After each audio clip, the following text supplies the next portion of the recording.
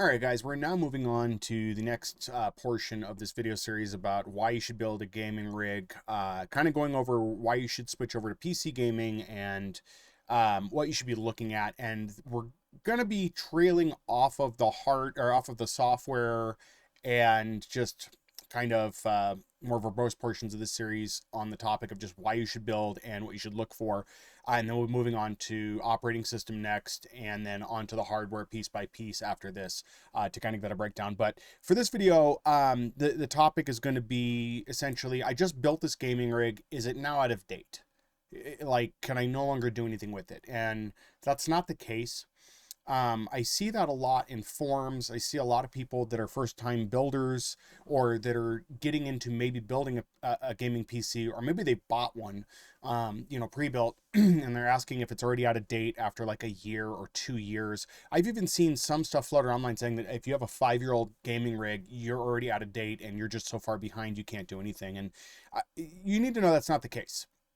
One, you can build a machine, and I'm going to elaborate on the 10 to 15 year build again, which I've been harping on a lot within this series, but I'm going to explain why that's not the case, though, that 5-year-old machine is not that old. There are some cases, yes, if you get a bad pre-built, or if you don't know what you're doing and you just buy parts based on what's popular that second, then yeah, you may end up in a position where you built a machine that's going to need to be upgraded, but ultimately the machine will still work, right? No, if you built a machine today with parts that I was to recommend out, you're going to get at least 5 years before you need to upgrade a minor component, maybe 10 years out of that. But about the 10-year mark, you're probably going to need to be upgrading past that. And if you look really through forums, you'll see where people are talking about they're using older cards. There's far too many models to be listing here of what people are using, but again, the Steam hardware survey is a good place to start that shows people are using older hardware because they can't afford brand new. And those that do get newer hardware are going to be using that hardware for a while. So it's important to note that there's a wide range of options you have to build a gaming rig, but it's not going to be obsolete the first year of use or even 5 years down the line. It's just not the case. There's a similar thing that happens, like as I've seen in my professional life working in IT, with office machines, where you find people in businesses that assume that the laptop, because that's mainly what they're using is laptops for a lot of the work they've done, they're assuming that the laptop they're using for word processing and QuickBooks is going to be out of date in 5 years. When, to kind of get out of the realm of just gaming rig here, and maybe you're casually watching this about builds and stuff, you should be getting with a machine that's going to be running office stuff like, Office, which is Word, Excel, PowerPoint, etc., and QuickBooks. There is no reason you should not be getting 10 or 15 years out of those at a minimum. I've been in positions where machines have had to have RAM upgrades, but they've lasted until the machine just won't run the operating system. I've seen older Windows 7 machines make it to Windows 10 no problem, still operate perfectly fine, and haven't had complaints from users saying, oh, it's too slow, because there's things we can do. We can clone to SSDs, we can upgrade the RAM, stuff like that. So anyway, that's a different tangent. But I also want you to take in a real simple fact when it comes to gaming, that each person's experience with games, right, is going to be kind of anchored to where they started. So for me, I'm 41. I know it's fairly old, but my gaming experience really started with an Atari, even though it was before my time, because that's just all we had, and then moved on to Nintendo, Super Nintendo, stuff like that. So for me, being able to enjoy titles from that far back on is really easy, and they'll run on pretty much anything. But if we start moving into PC gaming, then we're going into like the gateway PC era of things, where like G Police was a title that was popular at the time.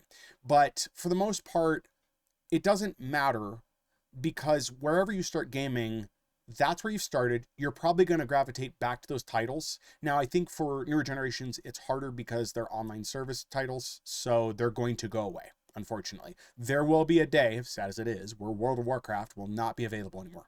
It's just going to be gone. And the hundreds upon hundreds of hours you've dumped in, it just won't be there. But that being said, there's a good chance that depending on how many games you collect over time, I mean, if you have a Steam library, you've collected a lot of titles. I have over 500 titles in my Steam library, which is a mix of stuff I've bought, stuff I've gotten through deals, and then just free games that have been kicked to me over time. Like, pretty much, if you wait it out long enough, you will have all of the Fallout games for free at some point, or extremely dirt cheap. I don't think I've paid more than $20 for all of the Fallout titles I have at this point. I don't have 76, but my point is those games go into bundles that get cheap very quickly, and that happens a lot.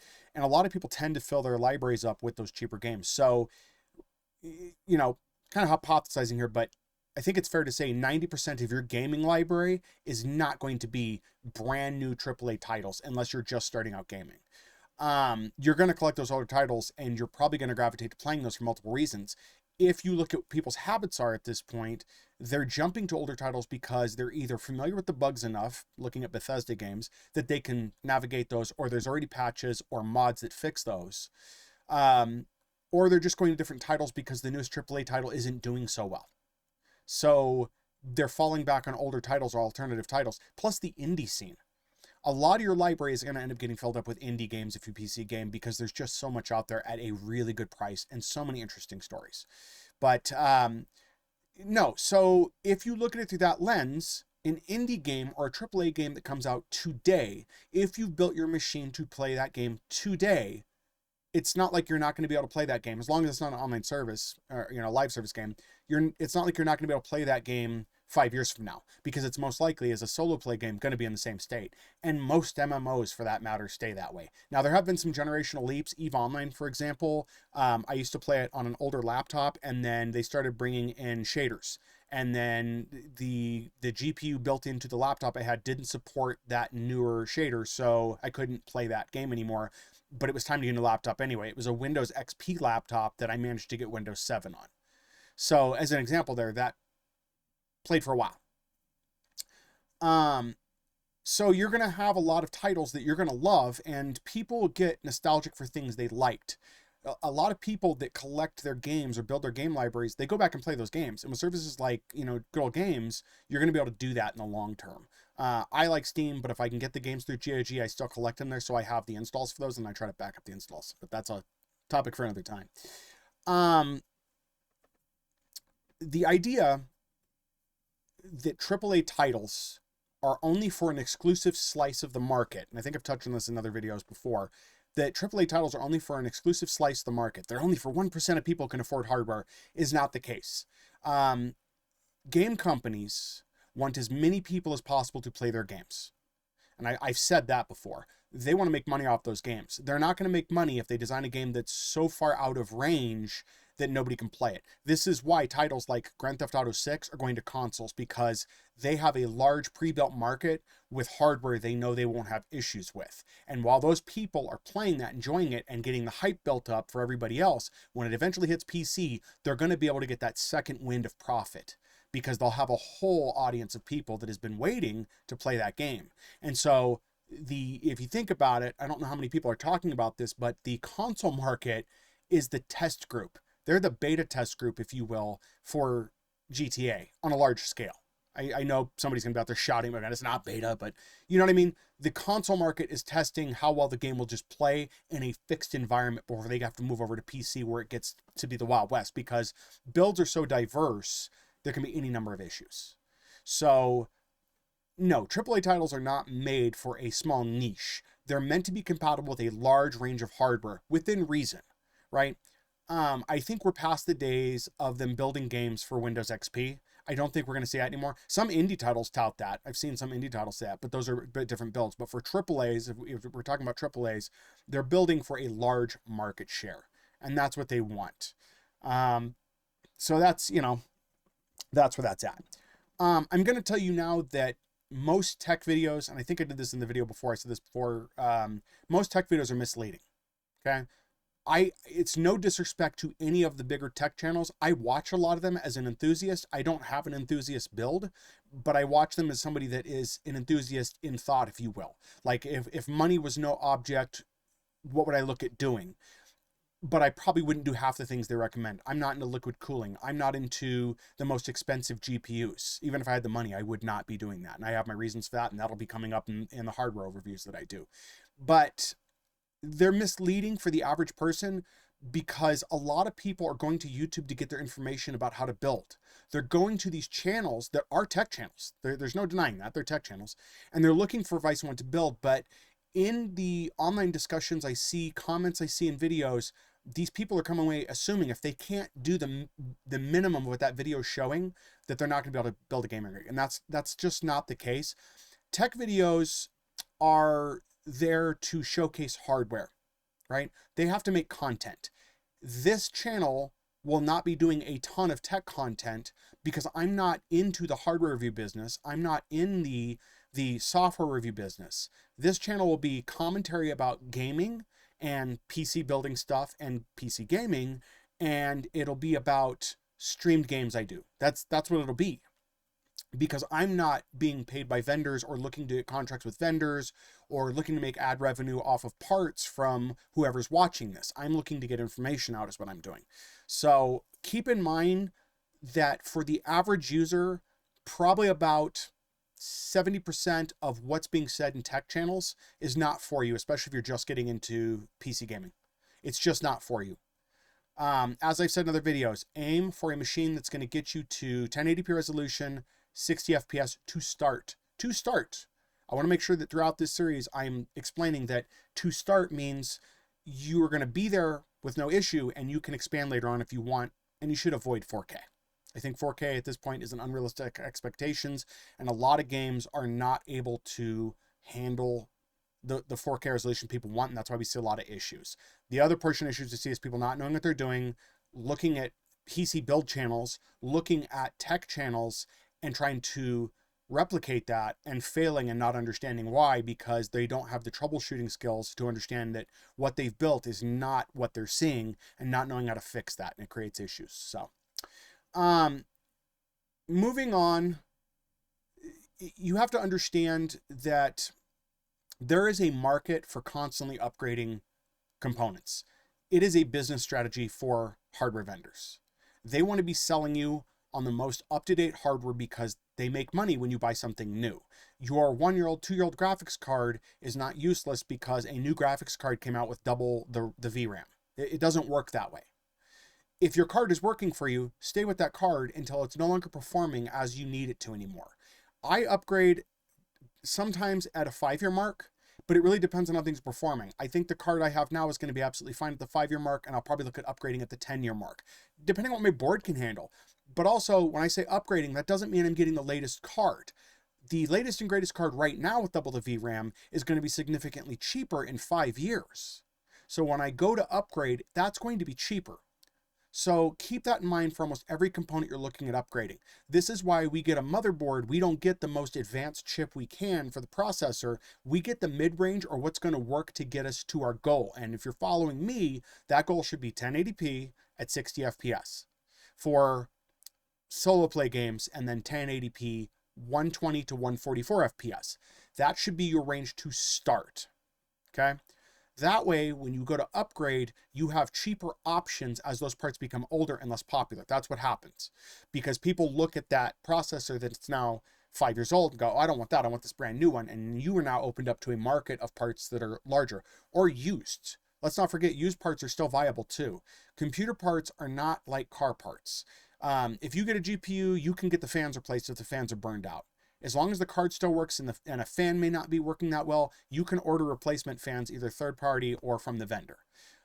Some cases from the vendor. I'll preface that by saying that. But processors, you can get used. I've had lots of luck with used processor. My old build, I think I had an i9 in that one. I forget now. It might have been just below that. It was used. I think I got that processor for like $50. And it did tons for me. Same with my RAM. I upgraded my RAM. It's DDR3, so keep in mind this is a while back, but I upgraded it to the max the board would handle at DDR3. That cost me under $100 to do. That machine was 12 years old. So, and again, if you're wondering, if you haven't watched the other videos in the series, you're wondering, well, why didn't you just upgrade that machine more? I couldn't because it wouldn't run Windows 11 in a way that I was comfortable with. Sure, there are roundabout ways to get it to work on machines that don't support it technically, but I don't want a random update to come through and ruin things. And the other response I've gotten to that prior is, well, then just turn updates off. Having a tech background, that is the worst thing you can do. People need to get out of the habit of turning updates off or not updating or delaying updates. It's causing a lot of the problems you're having, and you're not realizing that. And that'll be a video for another time. It won't be a part of the series, but it will be for another time. Tech channels also do testing. They do a lot of testing with benchmarking, and I'm going to touch on benchmarking here, and this is probably going to cause upset with some people, but if you're just starting out getting a game rig, benchmarking is not a first step for you. And here's why. If you've never built a machine, here's what's going to happen. Here's what I've seen every person who builds a rig that has never built a rig before do when they benchmark. They take the score at the end of the benchmark and they compare it to the other scores like it's a high score sheet and think that somehow they've won something, or if they don't get into the top place, they're not doing that well. That is not what that's for, and that's not how that works. Okay? That's to give you a comparison of in the line of hardware ranges where you're at comparatively. It's not a competition. So that number doesn't mean you're winning anything. The only thing that should matter is the gameplay smooth? Does it look good? Are you satisfied with the level of detail you're getting? Meaning, if the game says your hardware can run it at ultra, can you run it at ultra smoothly? The benchmark is not necessarily going to tell you that. This is not to say benchmarks are useless. Benchmarks can be very useful in troubleshooting some issues. Absolutely. If you're having temperature issues, that can be something to look at there. But being a professional technician in my time, I have been able to troubleshoot thermal throttling and thermal issues without having to run benchmarks. Only in extreme cases, if I had to run benchmarks to go, there's a heat issue here. Usually I can use the built-in system tools to tell me what's going on, or if there's a bottleneck between the processor and the GPU, or maybe the hard drive or the storage medium I'm using is having an issue, I can troubleshoot that. So having that technical skill can be important. If you don't have it, the benchmarks can be helpful, but even with benchmarks, if you don't know what you're doing, you're not going to be able to use those in a meaningful way. So ignore that. Same with the 1% lows. I'm tired of seeing videos where people are trying to push 200-300 frames per second and are complaining about the 1 second lows. Be realistic, okay? I know there's back and forth debate about frame rates that we can see an unlimited number.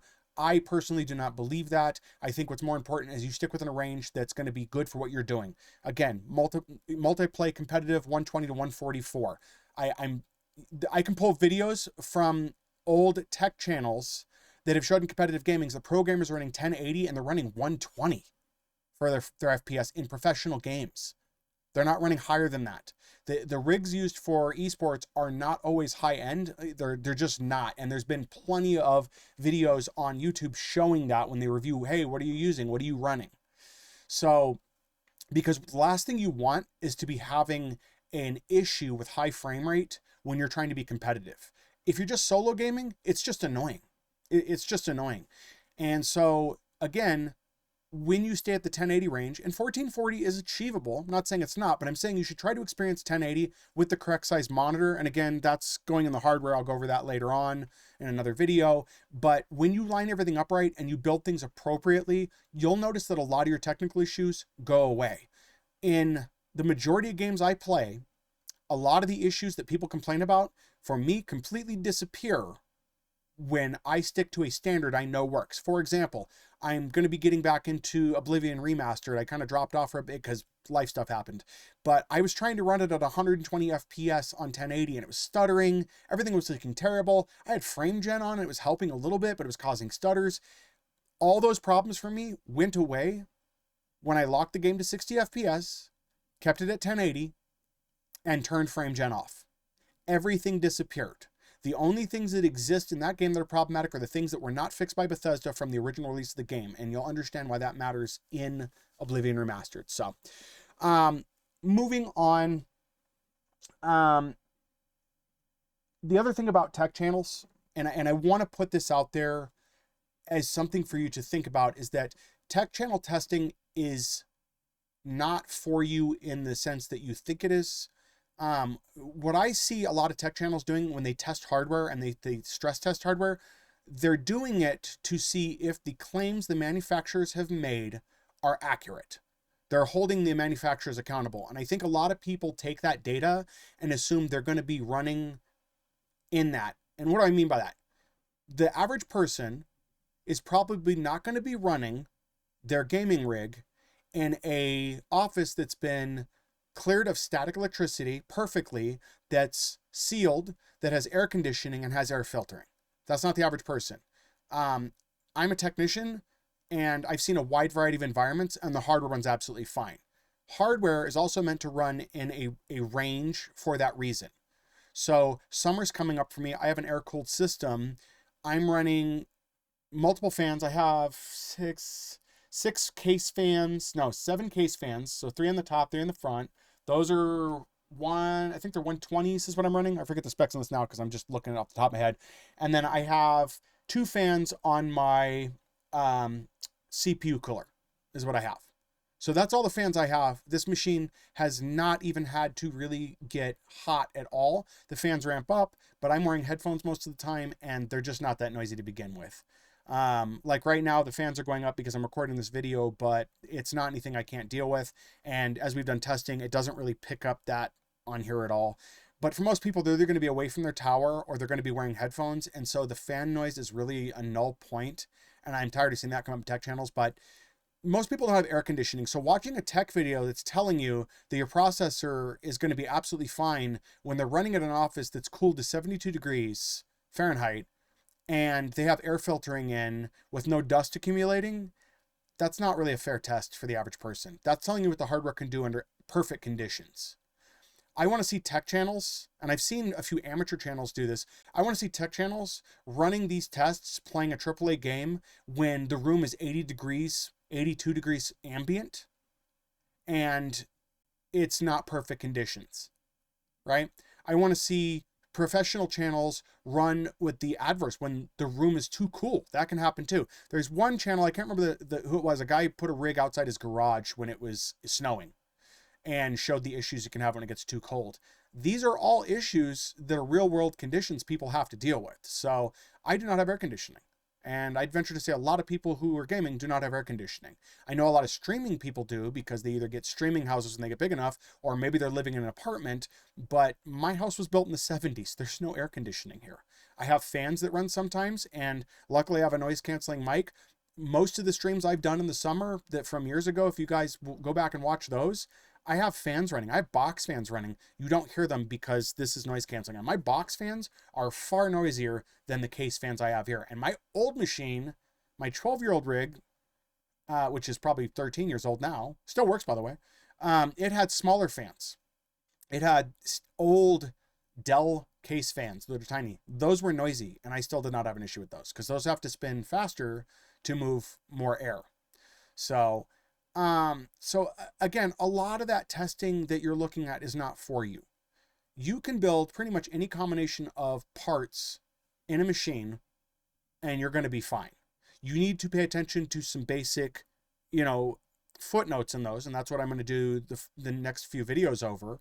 But if you've got that in line, you're going to be fine with everything. Also, this is to prevent overspending. I see people overspend on storage for games that are not going to touch the performance.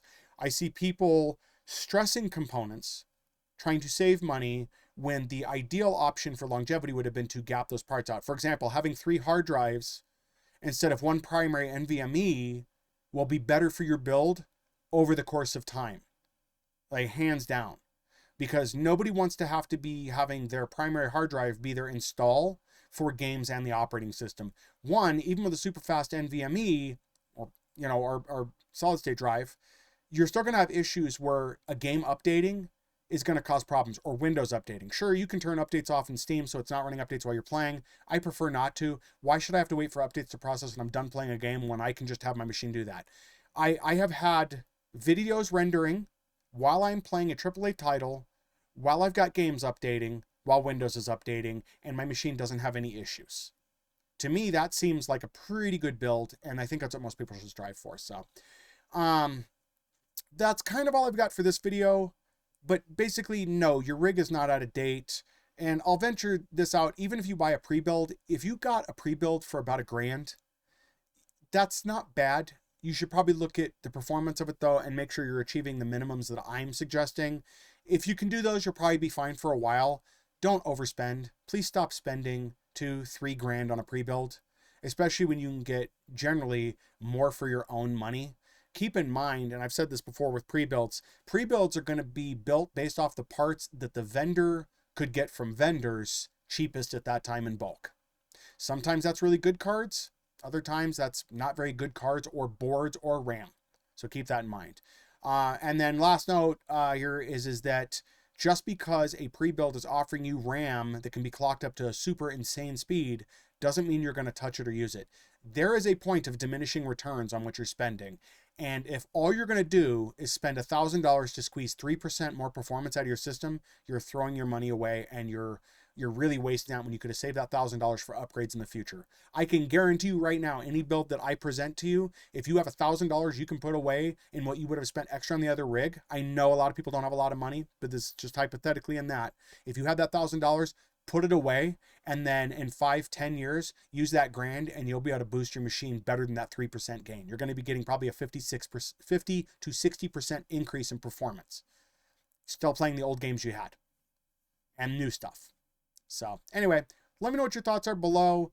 If you guys want to see me go over a specific piece of hardware first, let me know and I can do that. I have an order I'm going to go in, but if you want me to jump that order, let me know and I'll be glad to go over that with you.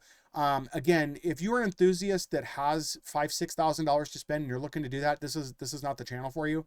I'm talking to the common person that's either very unsure of what to build, how to build, or what to do, has no idea what they're doing, and wants to know a little bit more. And if you have more specific questions, leave those in the comments below, guys. Anyways, till next time, that's all I've got for now. And yeah, I'm hopeful that we get more traction on these and that more people will pay attention to. We can get some more people commenting and stuff. So anyways, yeah, hope this was helpful. And again, you got any questions, leave them in the comments below. Like, share, sub, do all those things if you can. It helps. Anyways, guys, till next time. Bye.